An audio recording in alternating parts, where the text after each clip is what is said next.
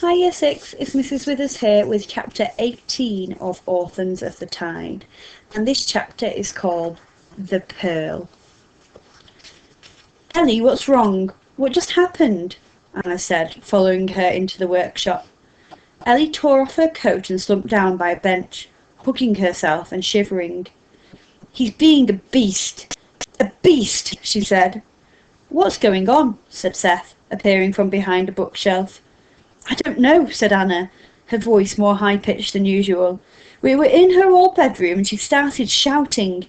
I think the enemy was in there with us. Seth looked at Ellie. You saw Finn? What? Anna frowned. How could she have seen Finn? Seth glanced at Ellie. Finn is the enemy, he said quietly. Anna wrinkled her nose. Finn was her brother. Seth's eyes widened. What? Ellie could feel him watching her. She avoided his gaze, her cheeks prickling. Finn was your brother's name, he said. Ellie risked a glance up. Seth was looking at her, his eyes full of understanding.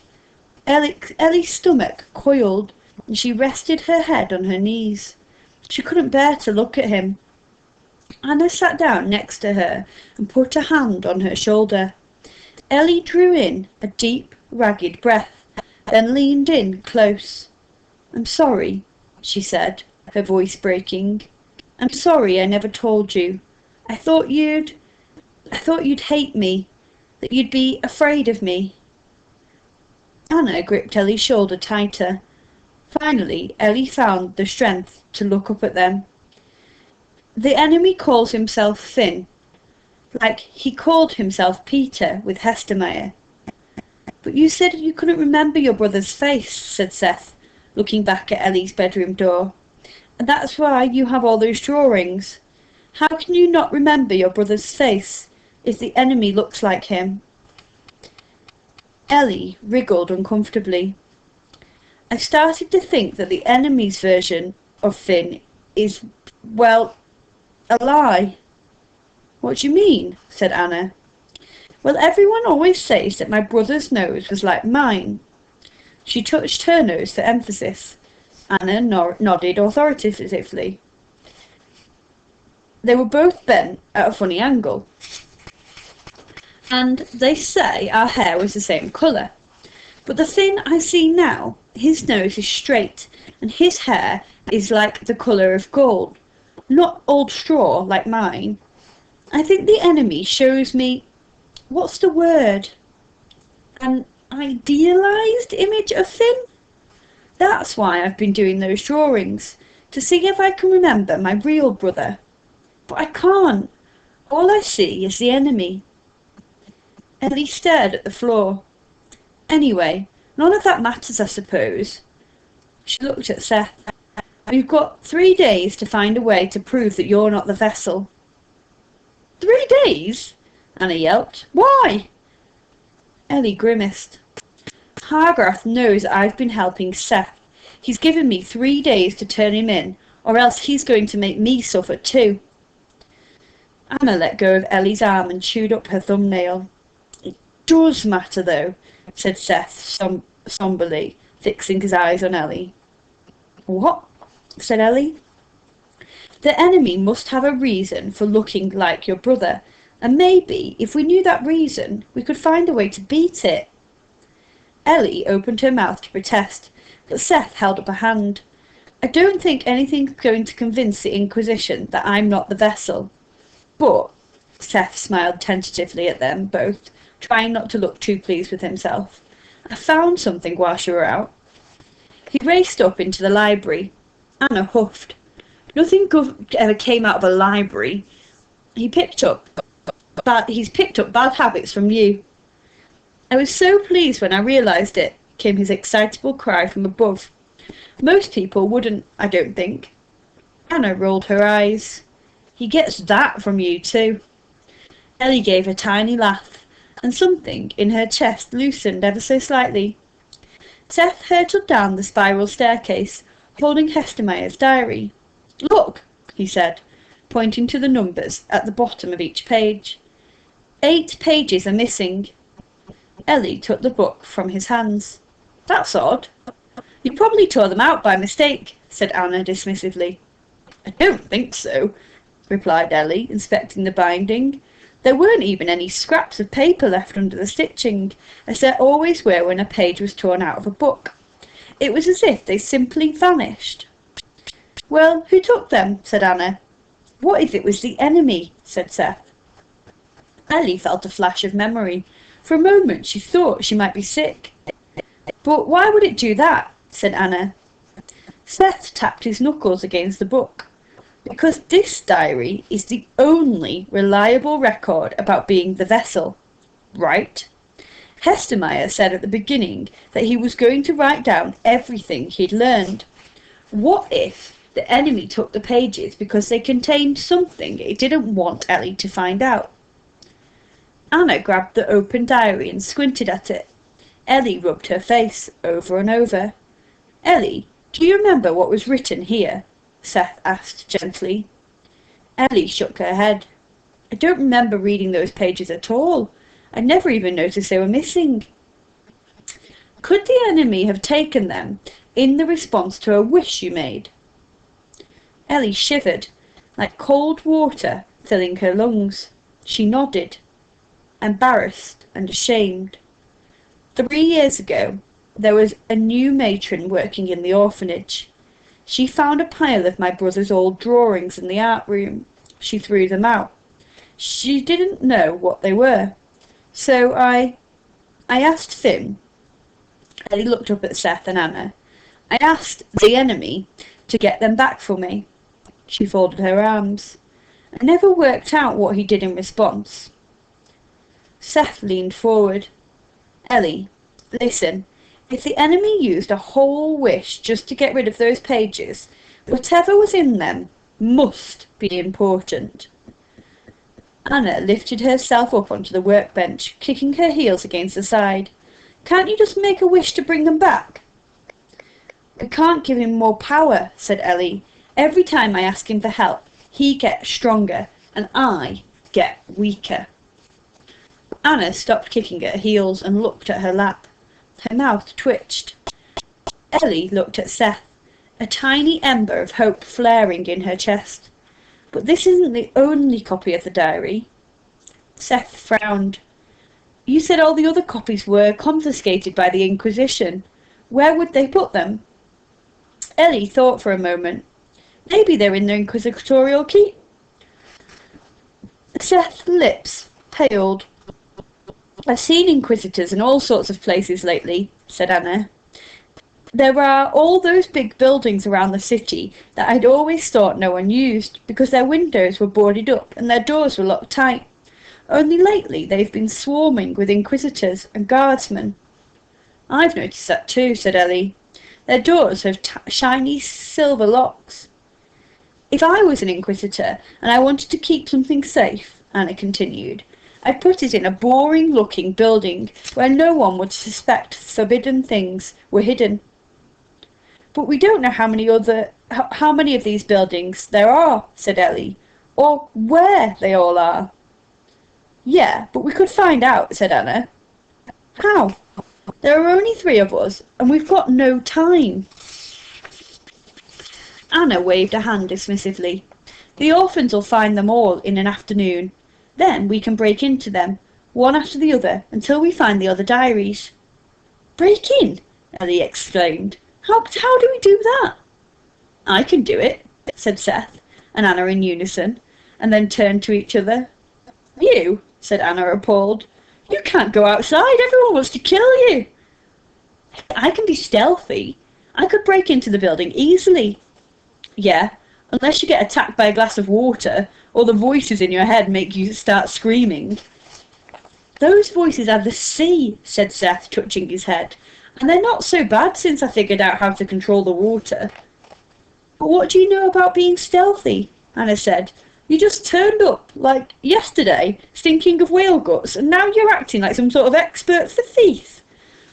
Seth pointed up to the library. I can figure it out. I've been stuck in here for ages with nothing to do but read. I'm probably the smartest person in the city now. Anna blew a curl of hair from her face. "Oh, you're so full of—" "Shut up, both of you," said Ellie. Anna and Seth fell silent. "Anna, it's a good idea to use the orphans to find all the buildings. Let's start with that." Anna nodded fiercely and marched towards the front door, while Seth stuck his face into Hester Meyer's diary. Ellie looked at them both and felt the knot in her chest loosen a tiny bit more. Ellie spent the next morning and afternoon wandering the streets alone until her legs ached. The city was unnaturally quiet. There was no cheerful haggling at the market stalls, and far fewer children than usual. The ones she did see were hiding in doorways, playing half-hearted games of dice. The only happy faces she saw all day were Fry and Imbets, who waved to her from the roof of the courthouse, overjoyed at being enlisted to help, even if they had no idea what it was about. As Ellie walked, she examined the buildings, looking for boarded-up windows and silver locks on doors. Finally, on Erskine Street, she passed a large group of men standing outside a tall, empty-looking house, secured by a heavy silver lock. They were animated and angry, and seemed to have been drinking. They were yelling at the building. "The enemy has destroyed my livelihood," a fisherman cried, his hand wrapped up in bandages and his beard singed. "Do your jobs, you fools! Why haven't you caught him yet?" They yelled until their faces were beetroot red. Then the silver lock rattled and the doors swung open. 5 inquisitors walked out, and the men scattered in all directions. One of them tripped and fell, and was dragged inside the building. Her heart beating in her throat, Ellie fished out a map of the city from her pocket, and marked an X in pencil on Erskine Street. She wanted to spend the whole day searching, but had to return to the workshop several times to let Castian sailors in. After the fire at the oystery, dozens of oyster catchers had been pulled from the sea, their copper shells warped and blackened, their crab-like legs twisted. Now they'd been brought to the workshop so that it resembled a battlefield, strewn with bodies of mechanical creatures. "Poor little things," said Anna, reaching out and waggling one of the legs of an oyster catcher. The end snapped off in her hand, and she winced and patted the machine in apology. The sun had set, and the 3 of them had gathered in the workshop. Between Ellie, Anna and the orphans, they found 8 inquisitorial strongholds scattered across the city. They were all unremarkable buildings on quiet streets. There was one in the Salvation Markets, and another not far from the orphanage street itself. There was one nestled among the mansions of merchant guilds, and another right by the sea, near the Warrens. Seth spread out a map of the city and the floor plans of the buildings, which Ellie had pulled from the library. An oil lamp set at one corner, bathing the map's orange. Seth picked up one of the floor plans. "How do you even have these?" "My mum," Ellie said. She wanted to completely rebuild the sewer system. She had plans drawn up of almost every building in the city. They stared at the layouts and the strongholds. Ellie had hoped it would be obvious which of the buildings might contain the confiscated diaries, but the plans offered no clues. All 8 of them were big, with thick walls and narrow corridors. "So," said Anna, "we've got tonight and tomorrow night before Hargraf comes back, so all we have to do is break into 4 each night." "Anna, and the chances of us getting caught breaking into just one of those buildings are high enough," said Ellie. Seth began toying with some of the broken oyster catchers. "What if we watch them tonight and try to figure out which one gets used the most? We can watch all 8 at the same time." "We can't watch all 8 at the same time," Anna said. "It's too dangerous for the orphans to be outside after curfew." Ellie sat back, exhausted. "I didn't think there would be so many.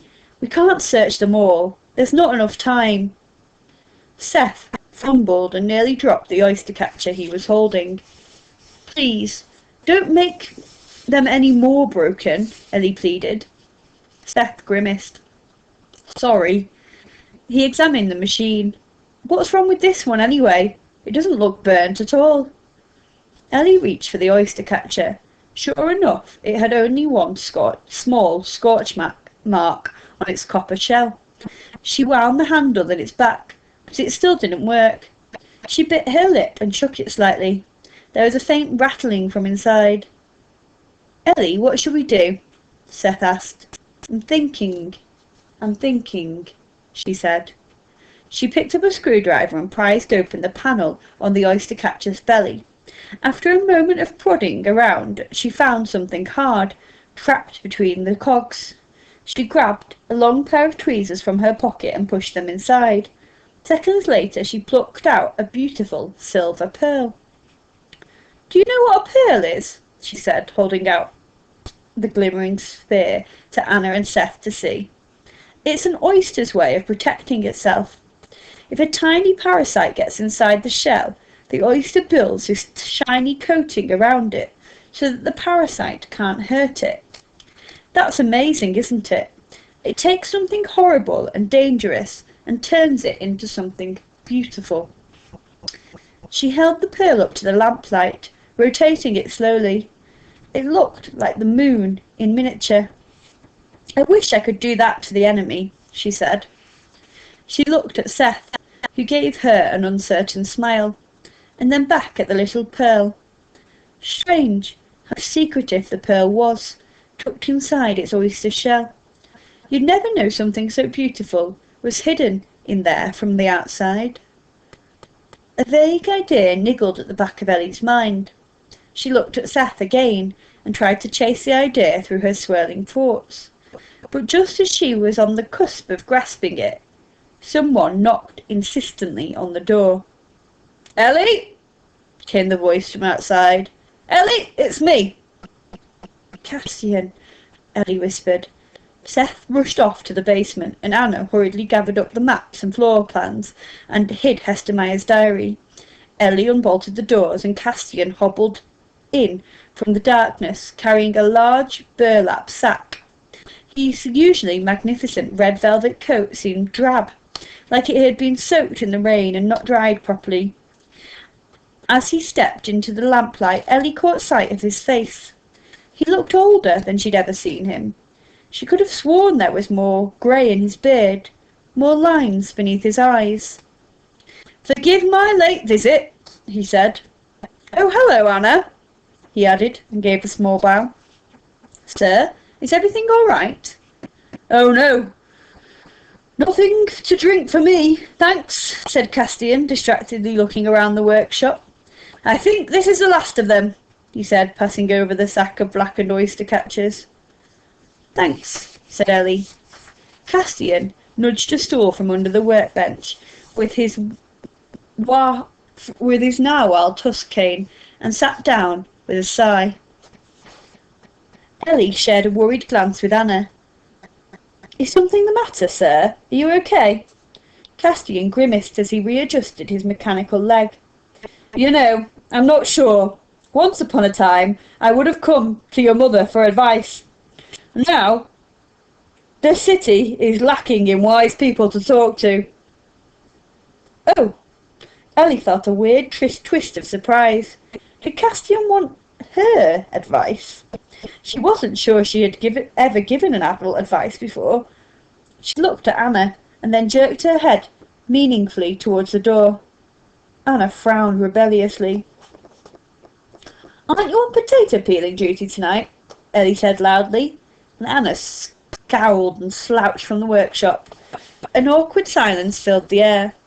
Ellie felt stiff and unsure what to do with her hands. I can't stop seeing it, he said. When I close my eyes, I keep imagining the destruction. His eyelids flickered, and for a moment he almost seemed afraid. Ellie frowned. Lord Castian wasn't afraid of anything. There were rumours he'd once leapt on a flaming ship to rescue his sailors, after an entire barrel of whale oil had caught fire, that he'd weathered more storms than any other whale lord, and faced down every fearsome creature of the sea. The only time she'd seen him look so frightened was when she'd asked him if he'd ever seen the enemy. She remembered the distant, pained look in his eyes, like a child recalling a nightmare. It was the same look he wore now. "You've seen it," Ellie said. "You saw the enemy the day Hester Mayer died." Castian nodded. But the enemy had been destroyed that day at the top of the clockwork of St. Angelo's when Hargraff lost his arm. So the only way Castian could have seen it was if he had been there too. Which meant... "Sir," Ellie asked, "did you used to be an inquisitor?" Castian was silent, long enough for Ellie to know the truth. Her heart thudded hard in her ears. "That's how you really lost your leg, isn't it? The enemy took it." He let out a sigh. "You are your mother's daughter," he said. "Yes, that's how I lost it. The same day Hargraff lost his arm. I had only joined the Inquisition a year earlier. I was patrolling with Hargraff, and 5 others, when we saw Claude Hestermayer at the top of the clock tower, looking down at us. Hargraff ran in first. He was actually smiling. We were so young. We thought we were about to become heroes. I raced after him. I wanted to reach Claude first." "Why?" "I wasn't thinking straight. I just wanted to help." "Were you and Hestermayer friends, sir?" said Ellie. Castian gave a pained smile. "Dear friends. We studied together at the university. If you can imagine me in a library," he added, with a small forced laugh. "But I dreamed of slaying monsters, so I joined the Inquisition." "What was Hestermayer like?" "Exceptionally kind. We grew apart after I left the university, and further still after Peter Lambeth died. When I found out Claude was the vessel, I thought..." He tapped his cane against the floorboards. "I thought, somehow, I could save him. I even found him once, days before he died, hiding in the sewers. I pleaded with him to turn himself in, before it was too late. He didn't listen. The next time I saw him, on top of the clockwork, it was too late. I ran up the staircase. I found Hargraff in 2 pieces and the rest of my friends all dead. And Claude Hestermayer, well, he wasn't there anymore. Just the enemy. We fought. I won. I don't know how. When I woke up, I was on the surgeon's table and my leg was gone. I knew I wanted nothing to do with the enemy, not even to speak of it. So I told the High Inquisitor it was Hargraff who'd killed it. He wanted so much to be a saint. It seemed for the best." He was silent a long time. "I hope you never see it," he said finally, his voice barely more than a whisper. "I hope you never do." "Sir, why did you think that you could save Hestermayer?" Castian grimaced. "Because I had to. I felt like it was my fault for not realising sooner that he was in pain. I thought, maybe, if he saw me, he would remember the good man he'd been, not the evil he'd become. That if I could give him something real to hold on to, like the memory of our friendship, then the enemy couldn't claim him. But I was foolish. I was too late for him. The moment he became the vessel, he was doomed." Ellie's chest tightened painfully. "But then," Castian continued, "over the years I have sometimes caught myself wondering, why did the enemy choose Claude? He was filled with sadness and guilt after Peter Lambeth died. Is that the weakness the enemy exploited? How it wormed its way into his soul? I wonder sometimes, if I had been a better friend to Claude after Peter died, maybe it would have been different. And these days, with the enemy among us once again, it's all I can think about." Castian leaned forward on his stool, staring at the ground. Ellie took a deep breath. "Sir, have you read Hestermayer's diary?" she asked. "Maybe it would help you to feel better about what happened." The diary? Castian looked up sharply. For a moment, Ellie thought he might chastise her for even mentioning it, but he just shook his head. I tried. I was one of the inquisitors who went to collect Claude's things from the university. It was awful, going into that office after he was gone. Ellie's heart was so loud she could hardly hear her thoughts. So you took the diary? Yes, his diary, his papers, all his belongings. There wasn't much. Where did you take them? An inquisitorial building, Castian said distractedly, lost in memory. Where the possession of all the vessels are kept. I tried to read the diary first, thought it would help me remember my friend. I sat on the edge of the waterfront listening to the gentle waves, and I tried to read it, but I couldn't. Not without seeing that thing in the clock tower. He put a hand to his mouth, his brow crumpling. Poor Claude. So I handed his belongings over, my last act as an inquisitor. I resigned the next day. I wasn't long before I met your mother, and she made me this. He tapped his cane against his metal leg. She was the greatest comfort. My life started to get better from that point. Castian's eyes were wet. Ellie swallowed, rolling the hard little pearl between her fingers. You still remember him, though, from before he was the vessel? Yes, he smiled. Just like you remember my mum from before. Castian reached out and put his hand on her shoulder. Yes. Ellie felt the heavy weight of Castian's hand. Maybe it's okay to let your happy memories cover up the bad ones, she said. Maybe you should concentrate on the good memories until the painful ones get worn away. Castian rubbed his forehead, closing his eyes. Yes, I should. Thank you, Hannah, he said, then gave a sad laugh. I mean, Ellie, you're right. Thank you. He glanced around at the hospital of broken oysters, then blinked down at the sack he'd brought with him. I hope you aren't working too hard, he said, an edge of worry in his voice. You look tired? I am, Ellie said. She'd grown even paler since asking for Finn's help the day before at the Tower of the Serpent. She could feel the hot lines of exhaustion under her eyes, like curls of ash. But I'm okay, she lied. Castian smiled weakly and stood up, nudging his stool back under the workbench. He bowed to her. You let me know if there's anything more I can do, he said, inclining his head towards the oyster catchers. Thank you, sir, said Ellie, and Castian strode from the workshop. Ellie found herself breathing heavily. She clattered over to the door of the basement and banged on it hard. A moment later, Seth appeared. Come on, she said. I know where the diaries are. Okay, and that is the end of chapter 18. So it sounds like they're going to be able to track down Claude Hestemeyer's diaries and find out what those missing 8 pages say that the enemy has stolen. Okay, we'll be back tomorrow with chapter 19.